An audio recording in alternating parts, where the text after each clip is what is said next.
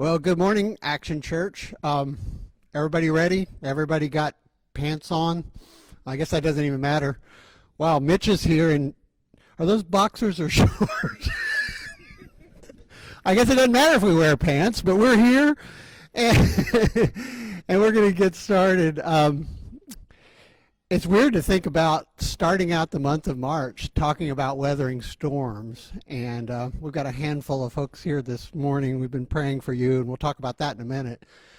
But I keep thinking, like, how great is it that God wanted to speak to us in advance and tell us about how to weather this storm. Now, I thought about it last week, and I thought it sort of sounds like I'm saying, like, oh, I'm a prophet, I saw this coming. Let's just say this, off the top, I realized, like, if I were a good prophet, I would have warned you to buy toilet paper, right, and paper towels. So obviously I'm not a prophet. But I do think that the Spirit wants us to know how to weather storms and has been preparing us as a church and as a people. So I'm glad we can all be together, at least in this form, talk about it. And as we were getting set up, I just wanted to let you know that we were praying for you, and we'd like to hear from you, and we'd like to know, like, what are you going through, and what are the struggles you're facing, and how can we pray for you? We've heard numerous reports. Thankfully, I don't know that anyone's been diagnosed that we know, but there's been some sick people, and there's been some scared people, and there's been some people that are quarantining, and so we'd just like to know how to pray for you, because that is one of the few things it's not been ordered to shut down. So that's what we're going to do. And right off the top, I want to just urge you, if you do not have the Action Church app, please grab the Action Church app. It's going to be a way that we can keep in contact no matter what happens over the next few weeks. And it's also a way that we can communicate what's going on in the church and in our world. And I think there's going to be some things that are going to be rolling out soon that'll help us communicate better back and forth. So it's just really important, no matter what kind of a device you have, whether you have an Apple device or the wrong kind of device, it doesn't matter. You can actually get the Action Church app and be in touch. And please, please enable notifications, because I'd like to be able to send notifications out to you, and I promise I won't abuse that and just get bored and start sending out a dozen a day. Not going to do it, I promise. But what I want to talk to you today, I've been thinking a lot about this. I've been thinking a lot about what to talk about, and I'm not the only one. Our friend Pastor Matt over at Believers in Christ and some other pastors in town sort of had the same thought this week of, what do we say to people who are quarantined in their houses? That never seemed like a thing that we would have to think about. But what should we say to people who are seeing their world change in a way that none of us have seen before? What do we say to people who are going through a storm that everyone's involved in? And so what we decided to do, I didn't come up with this, Pastor Matt called me and said, hey, we want to fast and pray on Friday so that we would have something, most valuable to give to you all. Now, I realize I'm so terrible at fasting, not because I'm going to want to eat. I always want to eat. But I almost broke my fast within 5 minutes of waking up, not even on purpose. Like, I got up and I was deciding, like, I'm going to fast and pray today. I knew that was coming. And I walked past the M&M dispenser and just grabbed a handful of them. I hadn't been awake 5 minutes, and I don't even eat M&Ms for breakfast often. I do eat M&Ms for breakfast occasionally, but just it was so, but I put them down. I did. And so we did. We fasted and prayed. And I feel like God is giving, at least me this morning, I know what I should talk to you about. And it's the moment in our story. We've been talking about one story all month, and it's a story that is written in 3 of the Gospels. It's a story of Jesus and his disciples meeting on the water. The disciples are in a boat, and Jesus has sent them across the lake, and he's told them to go to the other side, and they're halfway across, and a great storm comes up, and they're in the middle of the night. It says they've been rowing 3 or 4 hours trying to get 8 miles, and they're in this great storm.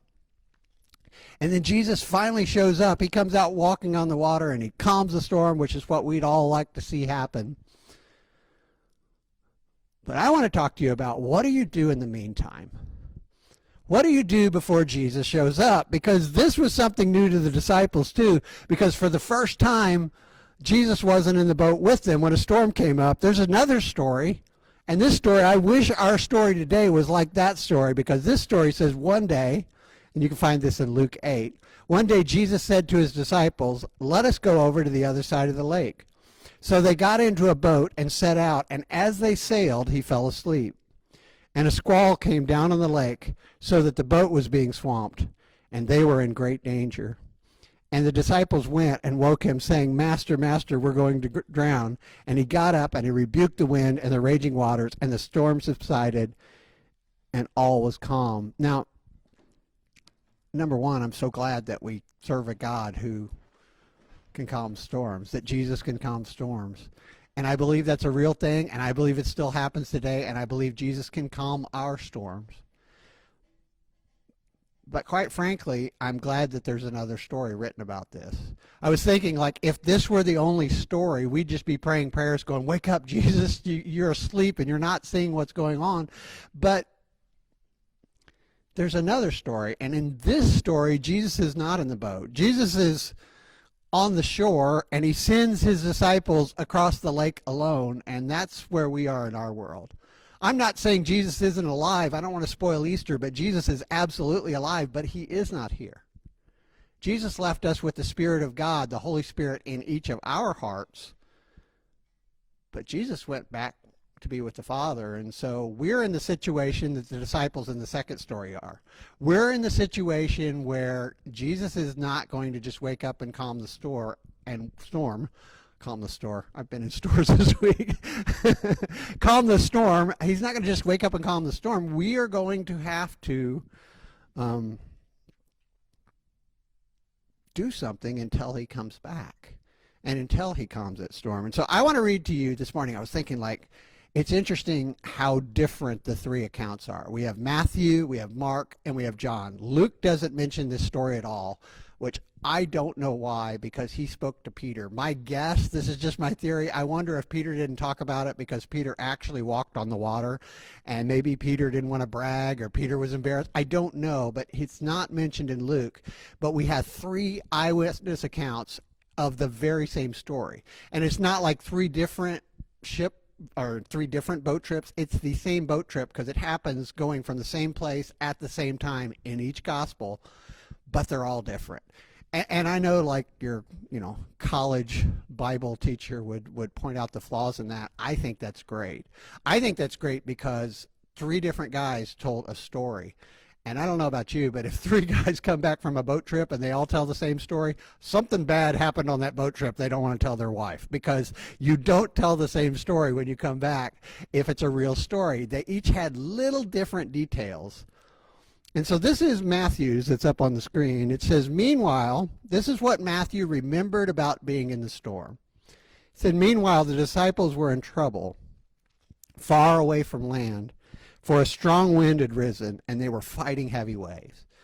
So what Matthew remembered is, hey, we were out there and we were in the boat and we were in trouble. And the waves were heavy, and it says they were far away from land, and we know that they were because they rowed out 3 or 4 miles, and the Lake Gennesaret is 8 miles across, and it's 13 miles long. And so basically we know that they were cutting catty-corner, that's a good word, catty-corner across the lake, and so we think they had to go about 7 or 8 miles. And so they're basically in the middle of the lake, 8 miles across, and so they're 4 miles away from land. And I was thinking about, like, what did Matthew remember? And he used a word that I think is helpful to us. I do. It says they were fighting heavy waves. They were fighting. Like, they weren't just waiting for Jesus to come. In fact, they didn't know Jesus was going to come at any point. They were fighting for their lives. They fought on against the waves. And I touched my face. I realize I do that 1,000 times a day. And now that I've thought of it, the rest of this is just going to be me touching my face. So have a drinking game. I don't know, because it's going to happen. But I was thinking, like, they're fighting these waves, and man, doesn't it feel like that's our life right now? that it just comes on wave after wave. You think, okay, we've got this. Okay, we've figured out, the quarantine rules, or, oh, hey, we've figured out what this means, or, hey, we figured out whether we're going to work for the next week, or, hey, we've figured out, where to get toilet paper, or we've figured out. And then another wave comes, and that same fear and that same sort of feeling rises up in your throat. And that's the story of these guys. That's the story that Matthew remembered. He was in the boat, and he's like, we were fighting for our lives. They weren't passive. They weren't just waiting it out. Like, they were actively fighting. And then I read Mark's detail, and I was struck that it was a little different. Mark says this about Jesus. Mark says he's talking about Jesus saw that they were in serious trouble and that they were rowing hard and struggling against the wind and the waves. What Mark remembered is sort of the same, but a little bit different detail. He gave us the detail that Jesus was watching, yet they were struggling. And they were rowing hard against the waves. And I was thinking, like, that's important to us too. I'm glad we have more than one detail, because Matthew said they were fighting, and we can relate to that, but Mark said we were rowing hard and we were struggling. And here's the thing about that. There were multiple people rowing in that boat. We know that because we know that there were multiple, commercial fishermen rowing, and they put everybody on an oar that could. And so I was thinking, if you're going to row the boat, like Mark said, they were rowing hard and they're fighting the waves. They were pulling together, or it would have said, and then we begin to go in circles. As one guy, like, you can't row in different directions, and you can't row at different times. If you've ever had a rowboat where you rowed with someone, you either get it figured out pretty quickly. My brother, I don't know, but most of us, like, you either get it figured out pretty quickly or the boat spins in circles, and that's not what was happening here. They were all pulling together, and I think that's the key for us too. Not just fighting. I mean, we can do that individually, and we're going to need to do that. If we're going to make it through this, and we will, we're going to have to fight. We're going to have to fight against every wave that comes in. But I love this detail, this idea that, you know what they did while they were waiting for Jesus to show up? They weren't panicking. They were pulling together, and that's what we have to do too. We have to pull together, pull in the same direction. And speaking of the same direction, John said something. John said, soon a gale swept down upon them, and the sea grew very rough. And it says they had rowed 3 or 4 miles. So they're about halfway across. Here's a picture of the Sea of Galilee, or the Lake Gennesaret, or Lake Gennesaret. It's a place. It's not a Bible story. It's not in a land far, far away. This is an actual place. And it's still there today, and you could find it on Waze if you wanted to drive across the ocean. But it's actually a place, and it's important that it's a lake. I was thinking about this. It says they're halfway across, and they're going to the other side, and they're fighting heavy waves, and they're all pulling together, and they're struggling. It's not easy. This is terrible. And they're terrified. It says they're scared. And something struck me as I was looking at this situation that I've never thought of before. I'm like, I think of it a lot of, like, they're out on the ocean, and they're fighting they're fighting a storm, because it says the sea. But this was a lake. This is not an ocean. And they were a long way from land. Like, 4 miles is a long way from land. But if you think about it, because it's a lake, because it's not in the middle of the ocean, and hey, we had no hope, but they really had a choice that they chose as they were out there struggling. I realized, like, all they had to do is turn around. The waves are against them. I was like, they're struggling against the waves. They're trying to get across, and they've rowed half the dang night trying to get across an 8-mile strip, which should have taken them just a few hours tops. All they had to do is turn around to go, sorry, Jesus, we can't go that way. It's too tough. We'll turn around. We'll go the other direction. And they never did. Just the fact that they kept rowing against the waves. They kept fighting, and they never turned back. Spoke to me. I was like, as they were waiting for Jesus to come by. They never turned back. And it's so important because how the story started. The story started in this way. In Matthew 14, it says, immediately Jesus made the disciples. He made them. He told them to go. He made them get into the boat and go ahead to the other side while he dismissed the crowd. And after he had dismissed them, he went up on a mountainside by himself to pray. And later that night, he was there alone. And the boat was already a considerable distance from land, buffeted by the waves because the wind was against it. So we know that Jesus sent them. They were doing exactly what he told them to do. And he saw they were struggling. And quite frankly, he allowed them to struggle. And that's something we have to really come to terms with. Because it's easy to get sad or angry when you start thinking about how our world has changed. Our world has changed every day, it seems to change. And we've all lost so much. And some of you are sitting out there, and I don't even know what you've lost. But undoubtedly, we're going to lose people we know to the virus. We're going to lose large amounts of money. We're going to lose job security. It feels like, in a way, we've lost freedoms. We have, because it's like we're all sort of like prisoners. I mean, got a nice cell with 3 baths and 4 bedrooms, but you're prisoners in your home at this time, and all of a sudden you realize, like, I don't feel free, and I feel like I can't. And some of you are, literally working night and day because you're required to because of your job, and we're grateful for that. Those of you who are in the medical profession, and then others of you are told not to work, and you're worried how you're going to provide for your family, and you're mandated not to work. And so we've all got this ability that we could feel loss, and we have lost, and we could feel anger, and we could feel sadness, and we could quite honestly do what many people are doing. It's looking for someone to blame. But you know what we have to realize? If you're a Christian this morning, you have to realize that God is allowing us to go through the storm. This is not a surprise to God. Just like Jesus sent his best friends out into a boat, into a storm that he had to know was coming. As Christians, we have to say, you and I, we were put on this planet at this time for this moment. It's not a surprise to God. God is allowing us to go through this. And so, the bros in the boat, they actually made some decisions while they were out in the lake. They chose to fight the waves instead of, giving in. They could have turned around. They chose not to turn back. They're like, Jesus told us to do this. Jesus put us in the situation. He said, go to the other side.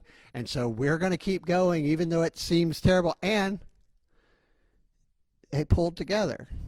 They rowed half the night together. And Jesus was nowhere to be found, even though we know he was watching. And so that's what I was thinking for us. And this is the part where, I'm so glad we have this story. This story is like an anchor for us that we can learn from, that we don't have to wonder if God knows, God knows what we're going through in the storm. And we don't have to wonder, is God watching? Has he forgotten somehow? Is Jesus asleep? No, he's not. He knows what's going on. And can God rescue us? Absolutely. Jesus can still calm storms. But I think it's important that we realize that our bros in the boat, and they were our brothers, they made some choices. While they were waiting for Jesus to come up, and I can't wait to tell you next week. I'm really disappointed that it's breakfast next week, and we're not going to be able to live stream eggs and sausage and pancakes. That makes me very sad, but we'll really enjoy it when we can get back together and do that. But I'm going to end this series next week talking about when Jesus does arrive, and it's fantastic. I just can't wait. But in the meantime, which is where we're at now, they had to make some decisions. And so that's what I thought we could talk about. And this is not from the Bible. This is just some things I've been thinking and praying about this week. And these are some things I'd like to see, quite frankly, for us as a church, as Christians. You don't have to be part of Action Church to do this, but as Christians, this is what I would prescribe for you. And I think as families, you need to think with your family right there in your living room, what are we going to do and what are we not going to do? because now is to decide. Now is the time to decide what we will do and what we won't do.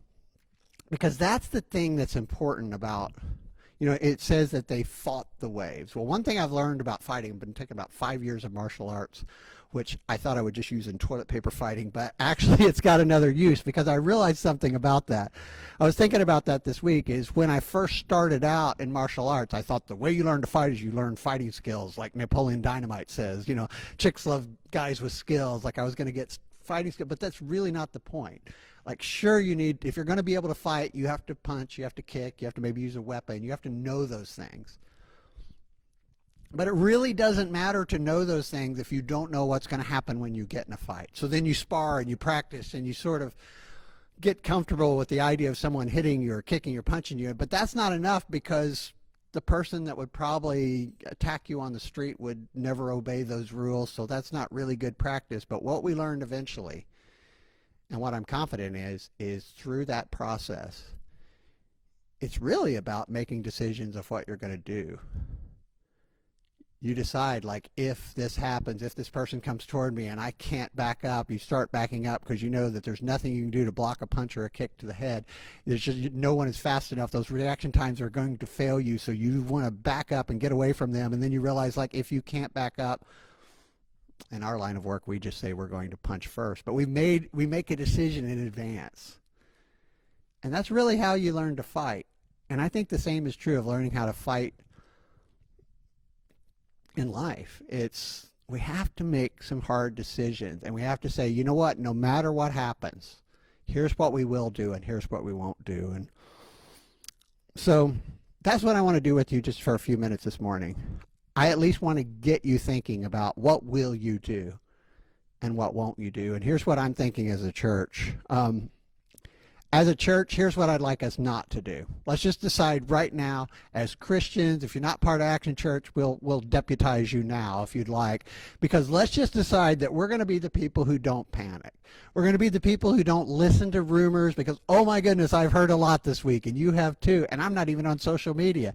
But it's like we're not going to panic. We're not going to be the people that freak out everything that happens. We're going to be calm because calm is so contagious. That's what I love about being around calm people. Like I look around even at you guys that are here this morning.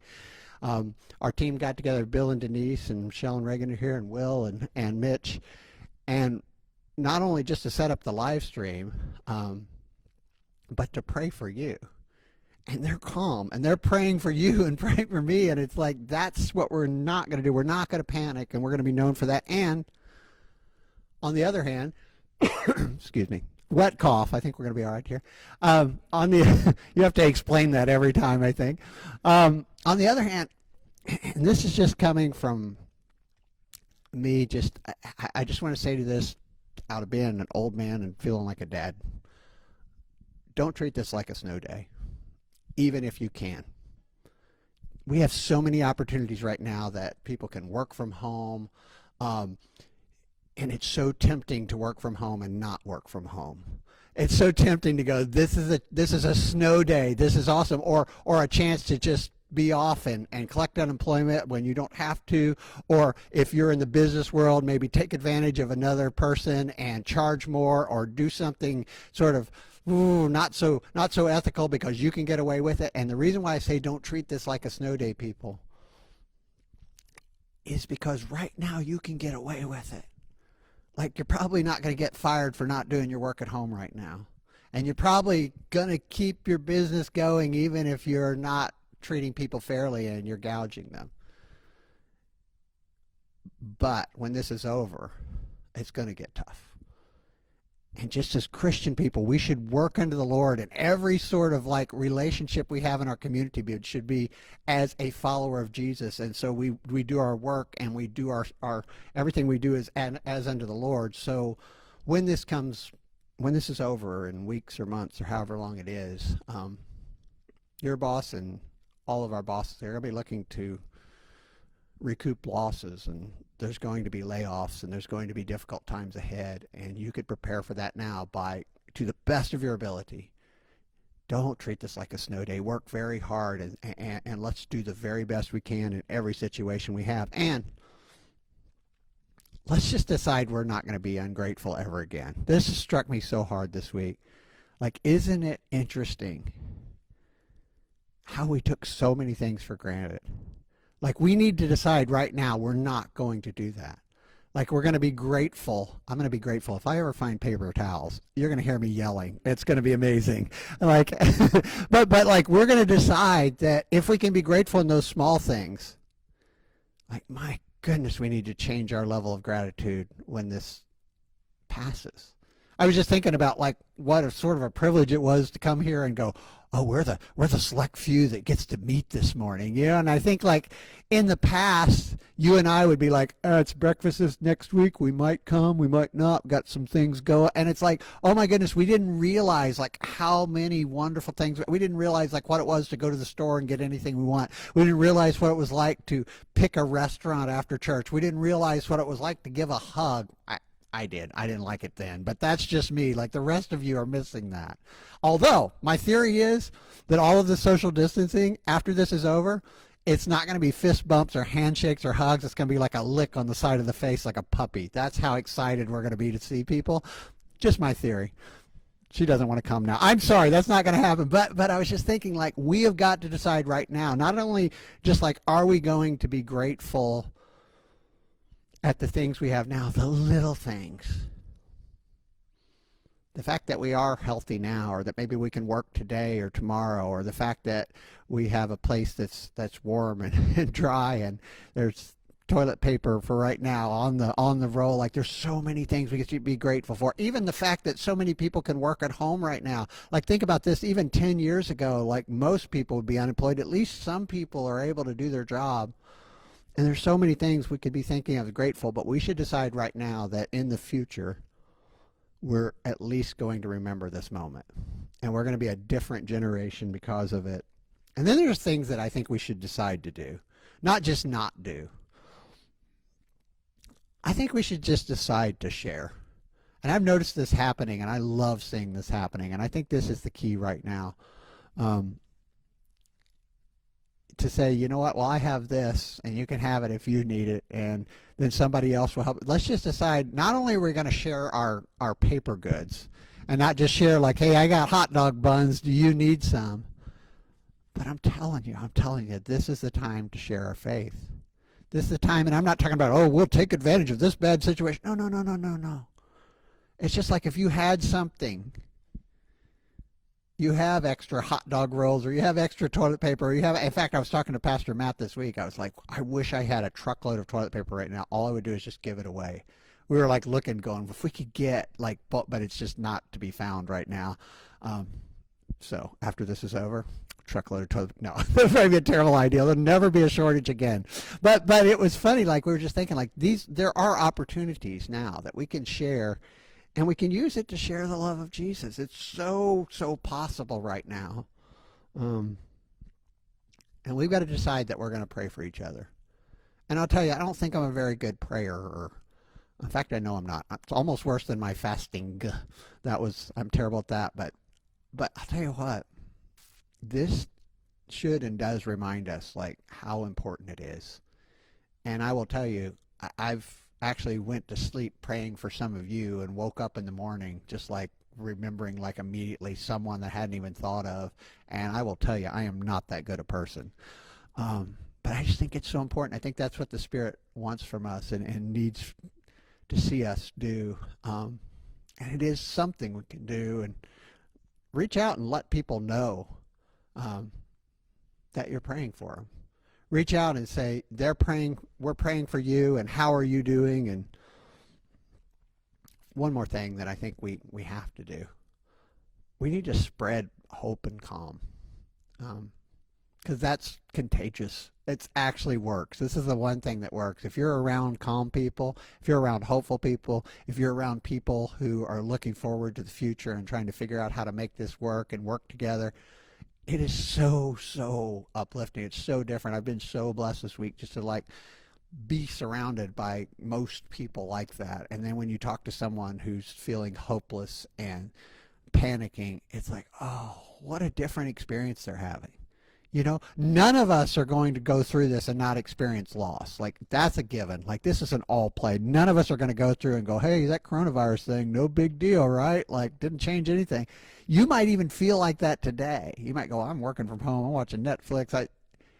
It's going to affect all of us. But this is a chance to actually do something so important. Um, You say, what can we do as a church right now? I mean, we can't even meet together. Like, what could we do? Oh, we could spread hope and calm. We could spread the joy that we have. We could spread the fact that look how they love each other. I mean, that is what Jesus said we would be known by. So I'm going to put a slide up that we see every week. And I was thinking about this, like, it's funny how something that we've said for 12 years, you kind of go, invite, invest, get involved. And I've been working on a replacement for it just because I was tired of it. But honestly, I go, nope, I think that's still it. But it's weird because just overnight you go, invite? How can I invite people? We can't even meet at the church. Well, that's really not the point, is it?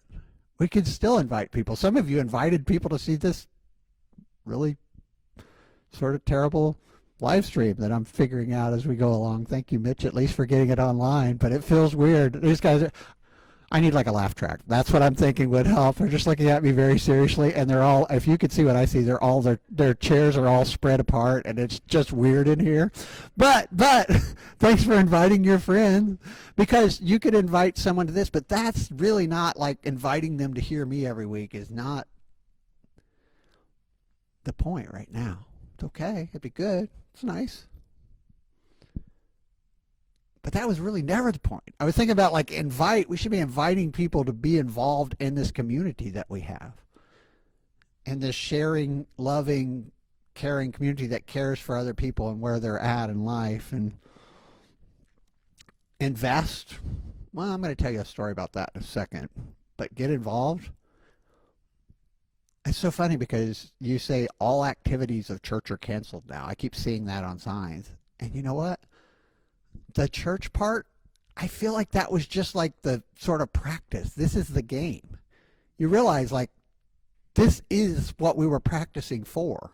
Like all of those things were like, hey, we're going to give away free ice cream, or hey, we're going to go to the park, or we're going to serve at Relay for Life, or hey, we're going to do all those things. Those were really practiced for now so that you would learn what it feels like to serve your neighbor, no strings attached. Like now is the time. You know, and it was funny because we started out not really understanding how this would turn out. Like, hey, bring your stuff to the church. And after a week, I said, we can't bring things to the church because then we can't really distribute. It is the church, and we're gonna give you ideas still, and we're gonna still go, hey, you should try this. But all of the stuff we've done as a church over the years, and I'm proud of them, and I'm thankful that we did. But they were really just practice for now. This is not like, well, we'll get back to that, you know, loving God and loving people and taking action later. It's like, no, now is the time. And so I want to tell you and just make you hopefully think about the investment part, because I got a chance to think about it this week. I'm going to show you a picture. Don't hate. That's my prepping. Now, you're thinking that I'm saying that because I have a lot of Mountain Dew there. Honest to God, that's my normal Mountain Dew. Like maybe there's a couple of cases more. That's just pretty much what I drink in a couple of weeks. And God help me if I have to stay home from work, that'll be gone in a weekend. So we are in trouble. But that's not the point I really want to talk to you about. I want to talk to you about that part there because that's just normal. And no, you can't have any. Oh, wait a minute. I forget the sharing about beverages. But other than beverages, we should share. But I want to talk to you about that part because that's about a portion of the paint that I bought this week, because I got a call on Monday. I got a call on Monday from the paint store, and they said, "Hey, I think we're closing, and do you need anything?" And I was like, "Actually, I need everything." But as I was driving there, and as I was thinking about this, I thought, really, this is a moment where I kind of have to decide if I'm going to be painting or not painting, because I didn't know at that point whether I would be shut down or not, and quite frankly, I'll just be honest, I still don't know.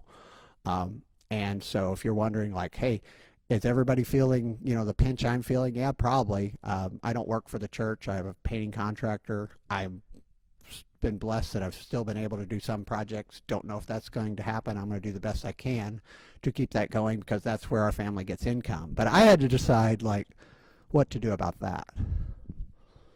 And on the way to the paint store, I was thinking like, now's a choice because if I could just not buy it and shut down, and that might be the smart thing to do because at least I didn't buy $1,000 worth of paint.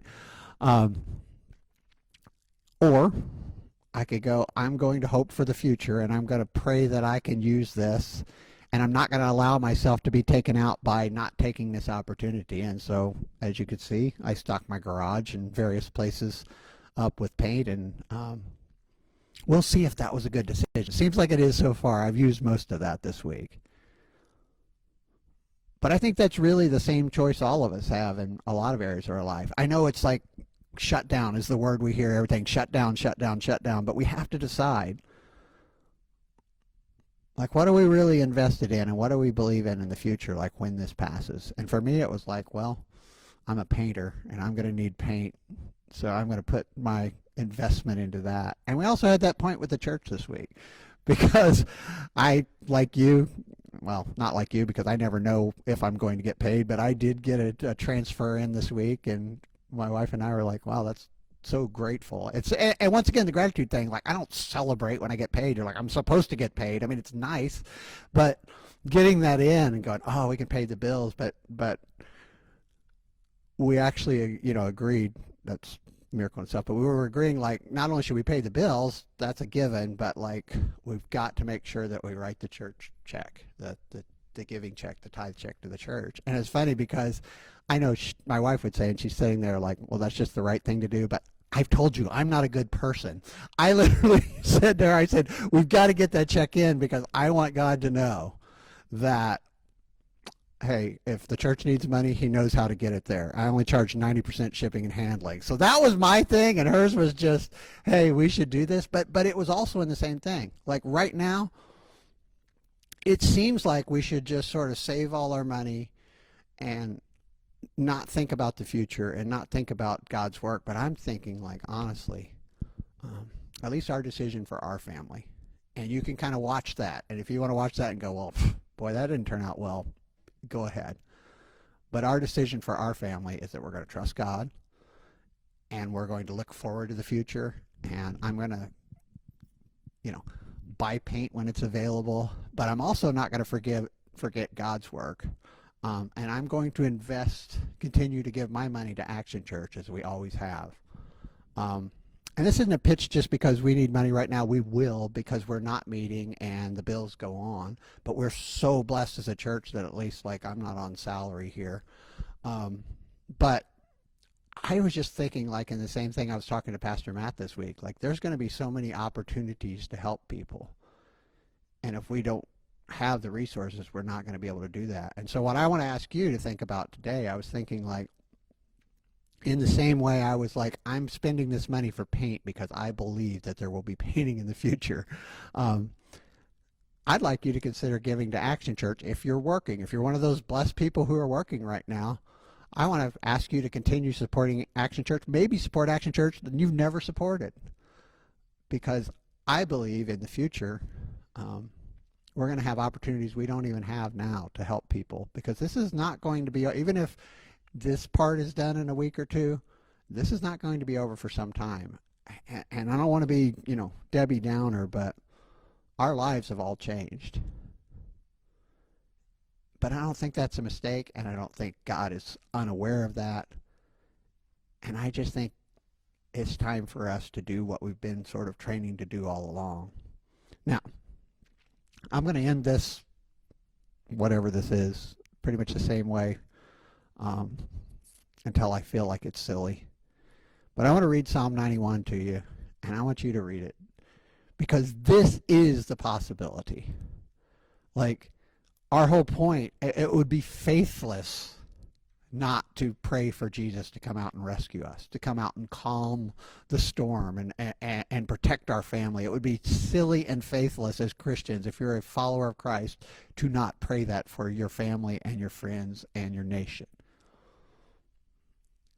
And that doesn't take away all the things I've said earlier, like we're going to have to decide to fight. We're going to have to decide to pull together. We are going to have to decide not to turn back, because I'm telling you, everything within you, you're going to go two ways through this storm. You're either going to turn back and you're going to walk out of the storm not a Christian anymore, or you will not be the same Christian you were when you went in. You will be so much deeper.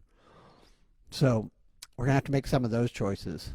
But I want to read this to you, and I'd like you to read it during the week and to pray this as I have been for my family and for you as well, honestly. Because this is the power of God, and this is what we can pray for. It says, those who live in the shelter of the Most High will find rest in the shadow of the Almighty.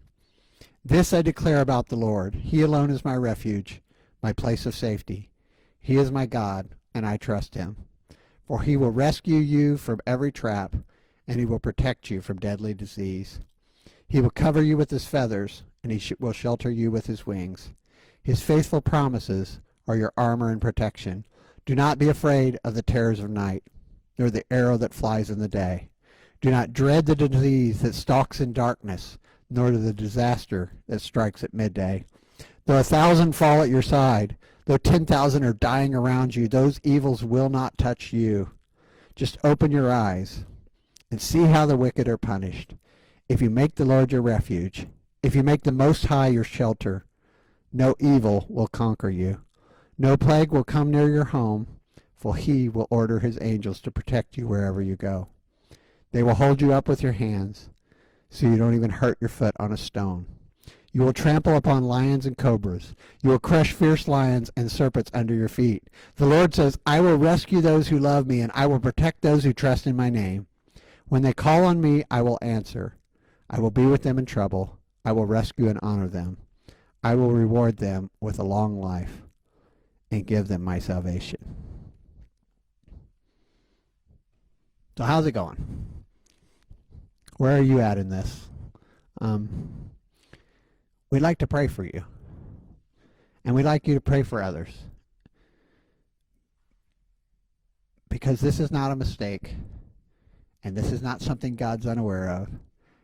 And I can say for our church, God has been telling us this was on the horizon. And it's funny, I think back and it's like, I really thought this was sort of a rhetorical sermon series about going through struggles in our lives. I was imagining talking about, struggles in your marriage and storms in your, storms in your family and storms in your finances. I did not even imagine worldwide pandemic. But here's the good news. It's all in there and it's all part of it. And we're sort of perfectly prepared for this if we'll just allow the Spirit to work through us. So I want to pray with you. And we'd love to hear from you, and we'd love to know how we could pray for you better. And next week, I can't wait to tell you the ending of this story. When Jesus comes, what happens. And I'll tell you our story. I don't know how our story is going to go. Just full disclosure, I don't know if I work next week. I pray I do. I don't know, we're all healthy and I'm grateful for that. We just don't know week to week, but we know this. Like God is in control. And his words to us, like Jesus when he came to the bros in the boat, are, I'm here, don't be afraid. So that's what I want to pray with you. Dear Jesus, God, we are so, so, so grateful to know that our names are written in heaven. And God, we're so grateful that we don't have to fear like those who have no hope. But God, we also know that that's also a responsibility for each of us. Because we have hope, God, it's so important. Give us the strength and give us the courage to spread that hope. God, help us not just to share our belongings. That would be great. God, help us not to be stingy. But God, help us to share our faith and share our hope as well. And God, for everyone right now who is scared, they're terrified, God, I pray that you would just put your peace in their heart. They begin to trust you. God, for those who are hurting, God, I pray that you would give them the strength to get through that pain. God, for those of us who are unsure, God, help us to put our trust in you. And God, I just want to thank you. I want to be properly grateful for all the many blessings that you give us as a church and as a family. God, thanks for providing for our family, and thanks for providing for this family. And God, I pray that this would be a time that we would walk out of with just powerful, powerful, powerful stories of how you provided and how you saved and how you prepared us in advance for this very day. We depend on you. In your name we pray. Amen.